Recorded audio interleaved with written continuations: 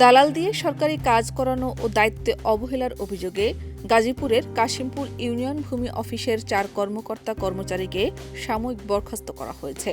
একই সঙ্গে তাদের বিরুদ্ধে বিভাগীয় ব্যবস্থা গ্রহণের প্রক্রিয়া শুরু করেছে জেলা প্রশাসন। ৩ আগস্ট গাজীপুরের জেলা প্রশাসক নুরুল করিম ভূঁইয়া আকস্মিকভাবে কাশিমপুর ইউনিয়ন ভূমি অফিস পরিদর্শনে গিয়ে বিভিন্ন অনিয়মের প্রমাণ পাওয়ার পর এ সিদ্ধান্ত নেন। সাময়িক বরখাস্ত হওয়া ব্যক্তিরা হলেন কাশিমপুর ইউনিয়ন ভূমি উপসহকারী কর্মকর্তা মোহাম্মদ ওয়াজেদ আলী খান, অফিস সহায়ক মোহাম্মদ শফিকুল ইসলাম, মোহাম্মদ মুস্তফা কামাল এবং তাপস চন্দ্র শীল। জেলা প্রশাসকের কার্যালয় সূত্রে জানা গেছে, গাজীপুরের বিভিন্ন ইউনিয়ন ভূমি অফিসে দীর্ঘদিন ধরে অনিয়ম, দায়িত্বে অবহেলা এবং সেবা গ্রহীতাদের হয়রানির অভিযোগ আসছিল। এসব অভিযোগের ভিত্তিতে জেলা প্রশাসক বিভিন্ন ভূমি অফিসে ধারাবাহিকভাবে আকস্মিক পরিদর্শন শুরু করেন। পরিদর্শনের সময় কাশিমপুর ইউনিয়ন ভূমি অফিসে সরকারি দাপ্তরিক কাজ বাইরের লোকজন বা দালালদের দিয়ে করানোর অভিযোগের সত্যতা পাওয়া যায়।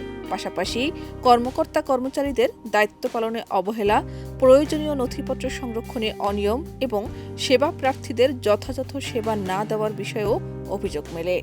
অভিযোগের বিষয়ে তাৎক্ষণিক ব্যাখ্যা চাওয়া হলে সংশ্লিষ্টরা সন্তোষজনক জবাব দিতে পারেননি। বাইরে ওখানে লিখে দেওয়া আছে যে এখানে জমির খারিজের আবেদন করা হয়। আসলে এটা এখানে এক ভাই আসছিল আমার সামনে, তাকে বললো যে ওইদিকে দেখেন, আজকে এখানে হবে না, অফিসার আসছে। জেলা প্রশাসক নুরুল করিম ভূঁইয়া বলেন, কাশিমপুর ভূমি অফিস পরিদর্শনে গিয়ে দেখা যায় সেখানে দায়িত্বপ্রাপ্ত কর্মকর্তা কর্মচারীরা নিয়ম অনুযায়ী কাজ করছেন না। বিভিন্ন অভিযোগের ভিত্তিতে নথিপত্র যাচাই বাছাই করা হলেও তারা প্রয়োজনীয় কাগজপত্র এবং নামজারি সংক্রান্ত সফটওয়্যারের তথ্য দেখাতে পারেননি। এসব কারণে সংশ্লিষ্ট ব্যক্তিদের সাময়িক বরখাস্ত করা হয়েছে। ওই অফিসে যারা আছেন তারা আমাদের কাছে মনে হয়েছে তারা কাজের জন্য উপযুক্ত নয়, এবং যার কারণেই তারা যে কাজগুলো করছে সেগুলো আসলে প্রকৃত নিয়ম মেনেই করছে না। এবং অসংখ্য বাইরের লোকজন সেখানে আছেন, অসংখ্য সেবা প্রার্থী আছেন, এবং মানুষগুলোর অনেক অভিযোগও আছে।